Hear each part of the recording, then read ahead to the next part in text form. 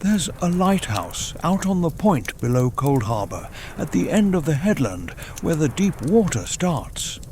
It has been turning its light over that water every single night for 300 years. Through every storm, every war, every winter this coast has thrown at us, the point has never once gone dark. We've seen to that. It's the oldest promise this town keeps. And most nights, that's all it is. A light doing an honest job, telling the boats where the rocks are. But when the fog comes in off the deep water, thick and still, a ship comes in with it. An old ship, older than anything that sails now, riding low and heavy and making straight for the harbour mouth.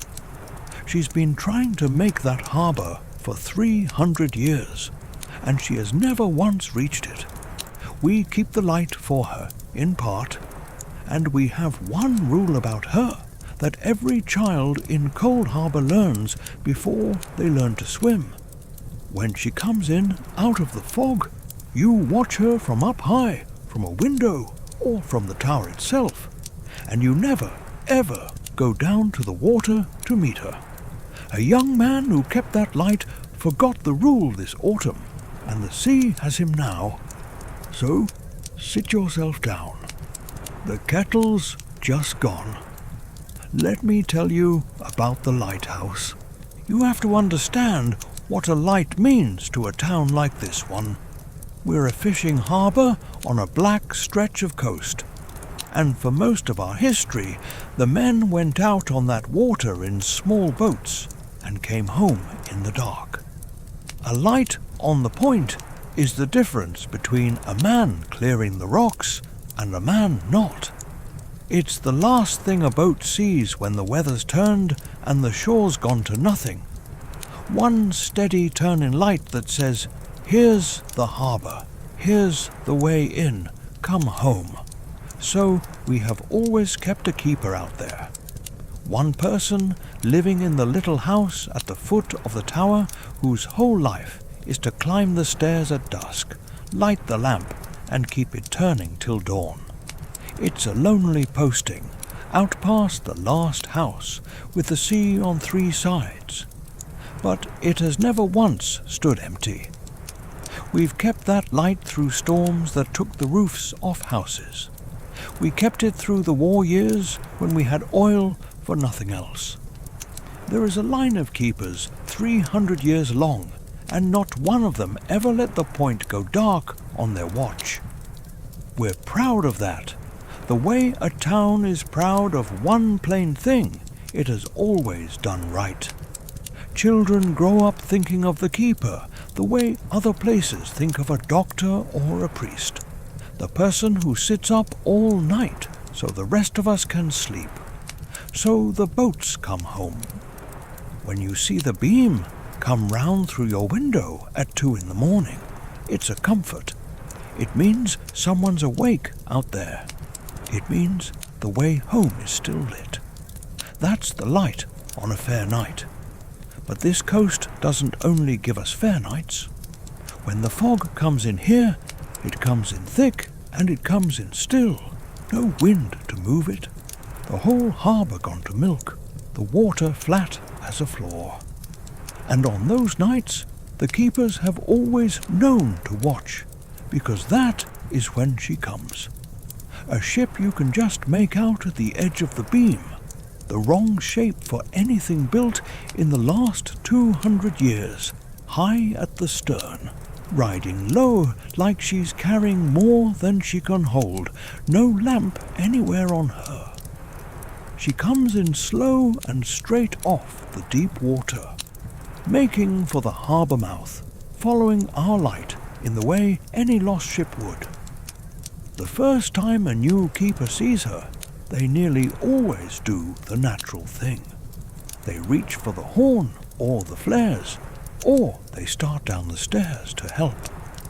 Because she looks for all the world like a real ship about to run herself onto the rocks. And every keeper before them has left the same instruction, passed hand to hand for 300 years. Whatever comes in on a fog night, you stay in the tower. You keep the light turning, and you do not go down to the water, no matter what you see, no matter what you hear. This autumn, the old keeper, Foss, finally got too stiff in the knees for the stairs, and the town sent out a younger man to relieve him for the winter. He'd come from up the coast, from away. I'll not give you his name. His mother's still living, and I'll leave her to her privacy. But he was a good lad, and I want you to know that because of how this ends. Serious about the work. The sort who'd checked a lamp twice before Foss had finished showing him once. He had a reason for wanting a posting like this, out at the lonely end of everything. Years back, up on that other coast, he'd had a brother go out fishing and not come home. Lost off a boat in weather. The body never found, the way the sea does it. And the lad had been ashore and warm that night, and had spent every year since unable to forgive himself for it. He never said as much, but you didn't need telling. A young man doesn't take the loneliest light on the coast for the wages. He takes it because some part of him has decided he'll be the one awake now. He'll be the one who's there in the tower, the night the next boat needs the light. It was penance, that posting, as much as it was a job. Old Foss took him out to the point and spent 3 days handing over the light, the lamp, the oil, the winding of the mechanism, all of it. And on the last morning, before he left the lad to it, Foss told him the other thing, the fog ship and the rule. Same words, the rules always come in. Whatever comes in on a fog night, stay in the tower, keep the light turning, don't go down to the water. And the lad heard it the way a serious young man from away hears an old man's story, politely and kindly, and not at all. He'd nodded along and thanked Foss, and thought you could see him think it. The poor old boy's been out here on his own too long. He believed in the lamp and the oil and the rocks. He did not believe in a ship that had been trying to make our harbour since before his grandfather's grandfather was born. Why would he? He'd never yet had a foggy night alone on the point. Foss came back up the lane to the town and told a few of us he'd said his piece and wasn't easy about it. We told him what you tell a worried old man, that the lad seemed sensible, that most keepers go years without a bad fog, that he'd likely never even see her. The fog came in 9 nights later. It came in the way it always does, no warning in the evening, a fair cold dusk, and then by midnight the whole point was swallowed. From up in the town we couldn't see the tower at all, only the beam going round and round in the murk like something turning in its sleep.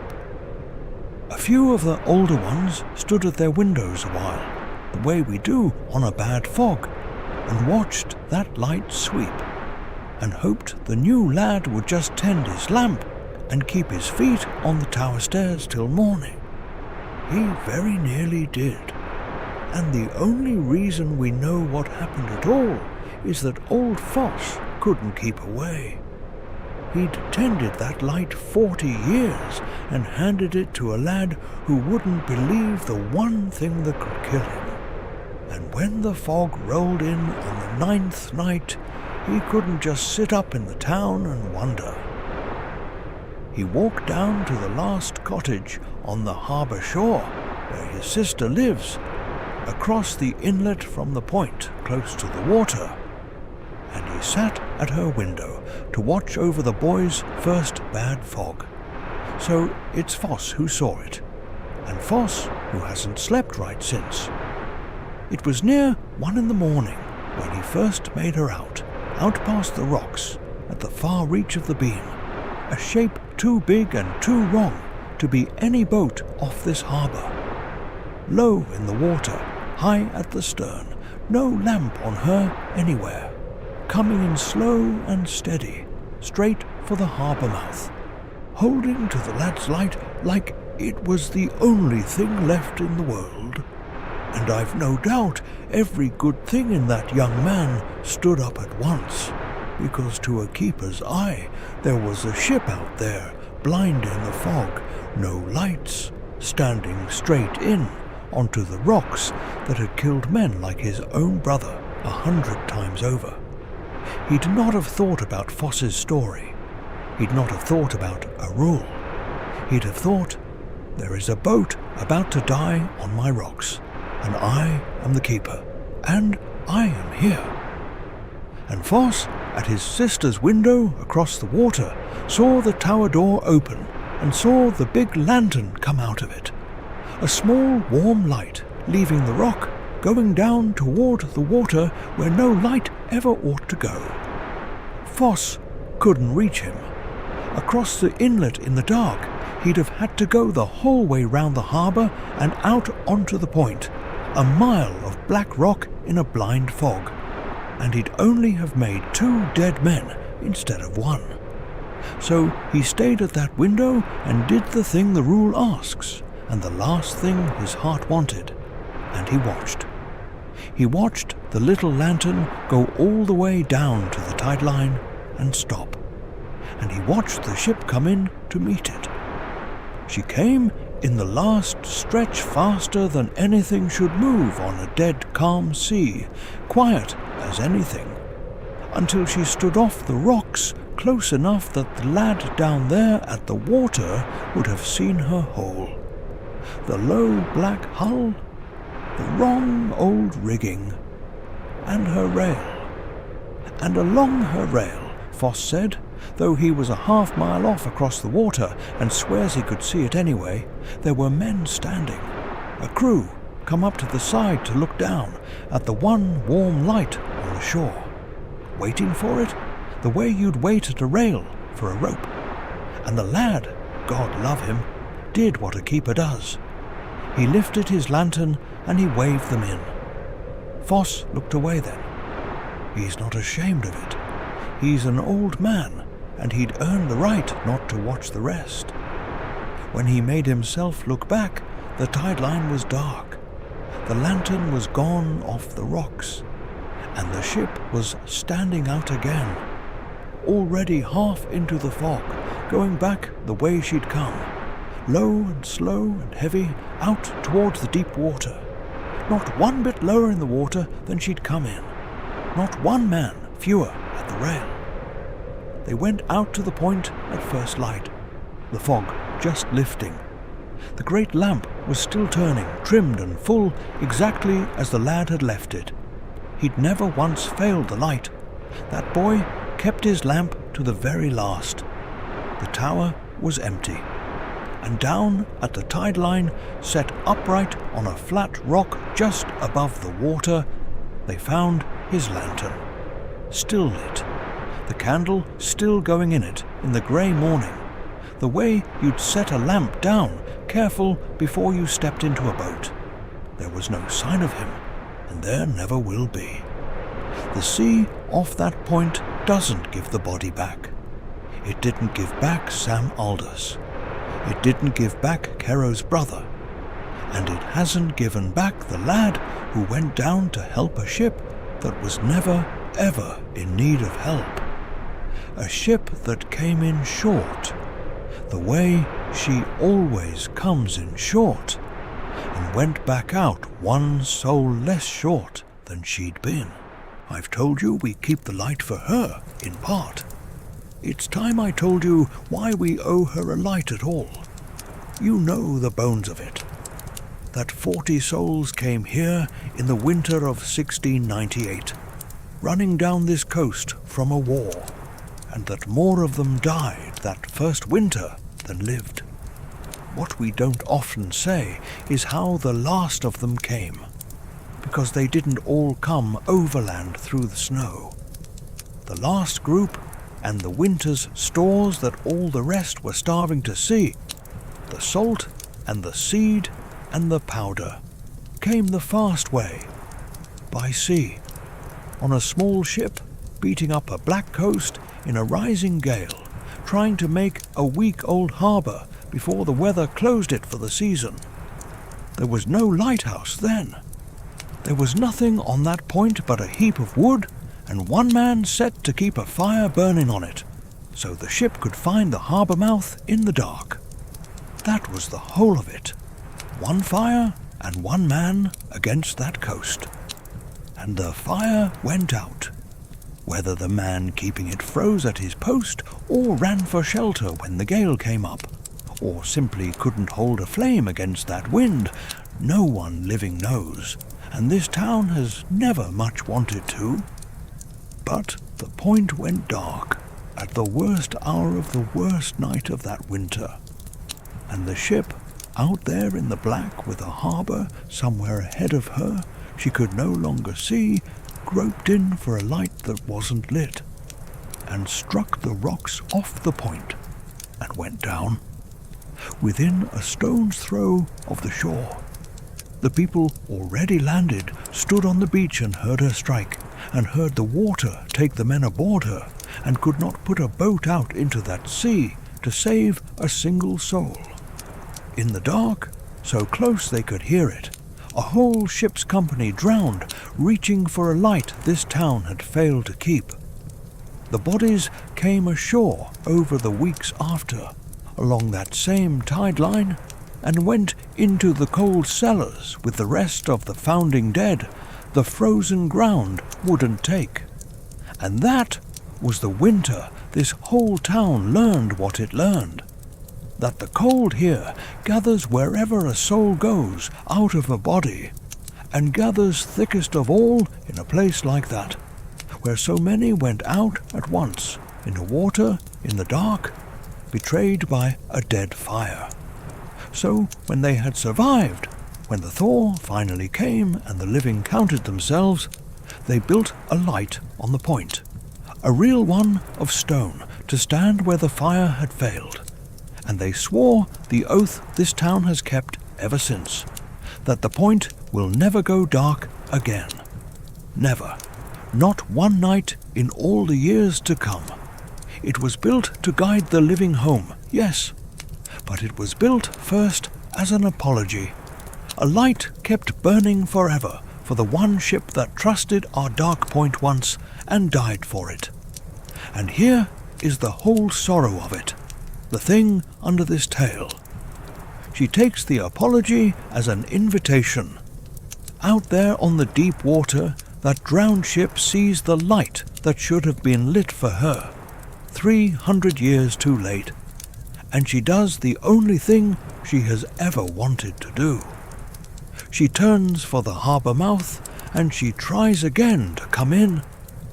We light the point so that no ship will ever again die trusting Coldharbor. And the light is the very thing that keeps calling the dead one back to try. I've one more thing to tell you, and then I'll let you go home. It's how I came to keep this rule so close. I was a young man once, and my own father fished the deep water off that point, the way half the fathers in this town have. And one autumn he went out, and the weather turned, and he didn't come back. And there was no body, and I spent about 3 years the way that new keeper spent his, unable to forgive the warm, dry ground under my own feet. So I know exactly the size of the thing I'm warning you against. I'm not warning you against something strange. I'm warning you against love. Because one foggy night, 3 years on, I was out on the point late. I walked out that way more nights than not in those years, to the water where I'd lost him. And the ship came in. I'd have been about the age that lad was. And out of the fog, off the water, I heard a voice call my name. My father's voice, as near and as real as mine is to you now, calling me down the way he'd call me down to help him tie up at the end of a day. And I went. I'll tell you plainly, I didn't hesitate the way you'd hoped to. I went down toward the water with my heart going like a boy's, calling back to him halfway across the rocks to the tide line before I even knew my feet had moved. And an old man caught my arm. Foss's father, as it happens. There's always a Foss out on that point, down from the tower with a lantern, and he got hold of my arm and he would not let go. I fought him. I'm not proud of it. I told him it was my father down there, and he said the truest thing anyone's ever said to me. He said, I know it is. That's how she does it. Now come up to the light. And he walked me up off those rocks and sat with me by a fire till the sun came up, and would not leave me, because he knew that a man who's heard that voice will try again the moment your back is turned. That's why I keep my light on foggy nights and don't go down to the water, however still it gets, however much I want to. And it's why the point stands empty again tonight, and the town's quietly asking round for a keeper, and no one's in a hurry to raise their hand. The light's still turning out there. One of us goes out and tends it by day, and no one sleeps on the point till we've found the next soul brave enough or fool enough to. It's never gone dark. It never will. And we'll see to that if it's the last thing this town does. But I'll give you the rule, the way that good lad should have been given it, not as an old man's story, but as the plain truth it is. When the fog comes in thick and still, and a ship comes in off the water that shouldn't, you keep to your light, and you watch her from up high, and you do not go down to meet her. And if you should hear a voice come up off that water, a voice you know, a voice you've been grieving calling you down the way they used to, that is exactly the night. Of all nights, you must not go. That isn't your lost one come back. It's the cold, wearing the one face that could ever get you down to the water. The pull you'll feel to go isn't weakness, it's love, and it will drown you all the same. Keep your light on, stay up high with your own, and let the poor ship look for a harbour she'll never make without you on the shore to meet her. The fire's lit again next Friday. Mind how you go.